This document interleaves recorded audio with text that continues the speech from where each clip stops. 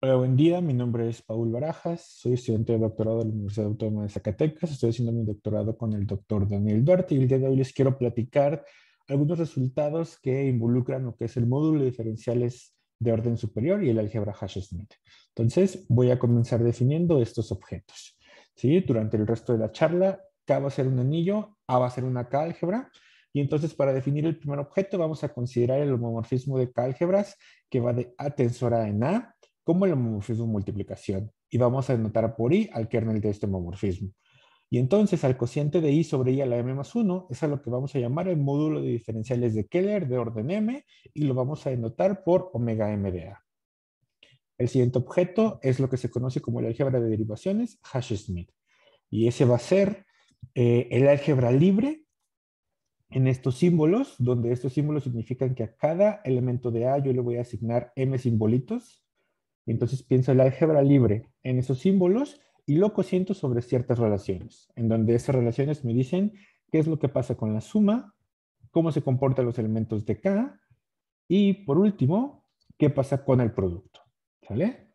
Entonces, esta álgebra libre es lo que conocemos el álgebra de derivaciones, Hash-Smith de orden n. Y el otro objeto que voy a necesitar es la definición de lo que es el esquema de NY. ¿Sí?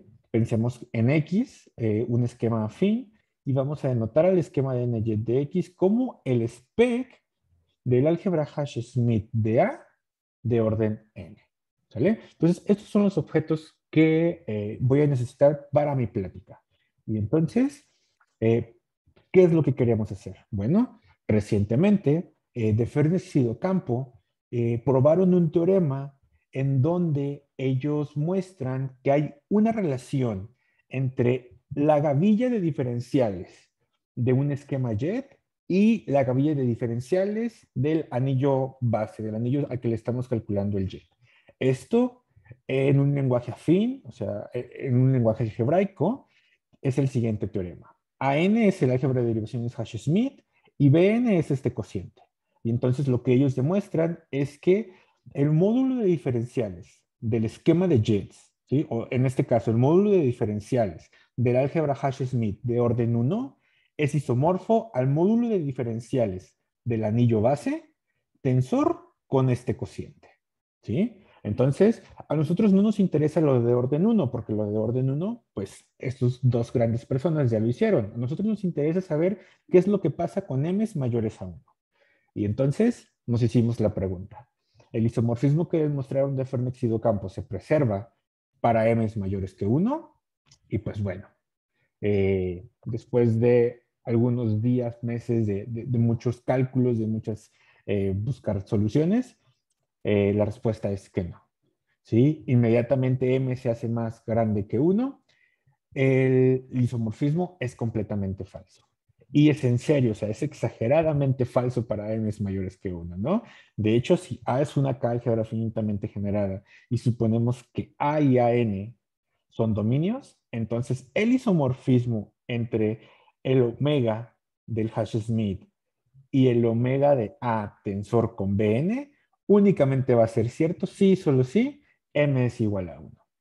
Y pues bueno, aunque en este momento, cuando nos dimos cuenta de esto, nos dio un poquito para abajo los ánimos, la verdad es que este tensor es muy importante, ¿sí? Este tensor es muy importante cuando uno quiere estudiar relaciones entre eh, la, la gavilla de diferenciales de jets y la gavilla de diferenciales del anillo base, ¿sí? Y entonces, mientras estuvimos haciendo, o sea, mientras estuvimos buscando esta respuesta, aunque negativa, la verdad es que nos dio muchas herramientas para poder estudiar este tensor, ¿sí?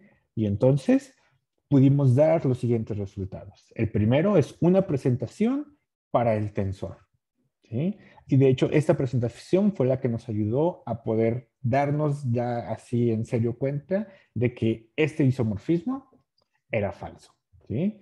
Lo siguiente es que pudimos dar uh, una, una aproximación a lo que es la dimensión proyectiva, ¿sí? O sea, podemos decir, en el caso donde A es una hipersuperficie, o sea, únicamente es el cociente sobre un solo polinomio, podemos decir cómo es su dimensión proyectiva. Y por último, ¿sí? Podemos dar un resultado en donde nos dice cómo es la explosión de un esquema jet, ¿sí? Entonces, consideremos X una hipersuperficie reducible con singularidad y supongamos que el esquema jet de X es irreducible y normal. Entonces, la explosión del esquema de jets en este tensor no es isomorfismo, ¿vale?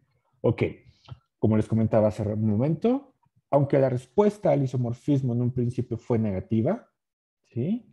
La verdad es que todo el estudio que hicimos para esa respuesta negativa nos permitió aprender muchas cosas del tensor. Y este tensor es súper importante a la hora de buscar relaciones, ¿sí? Entre la explosión de mi esquema original y la explosión de un esquema jet, ¿sí? Si alguien está interesado en un poco más de esto, los invitamos a que se den una vuelta por ICAP y revisen este artículo que recientemente acabamos de subir, Daniel y yo. Por mi parte sería todo, les agradezco, muchas gracias.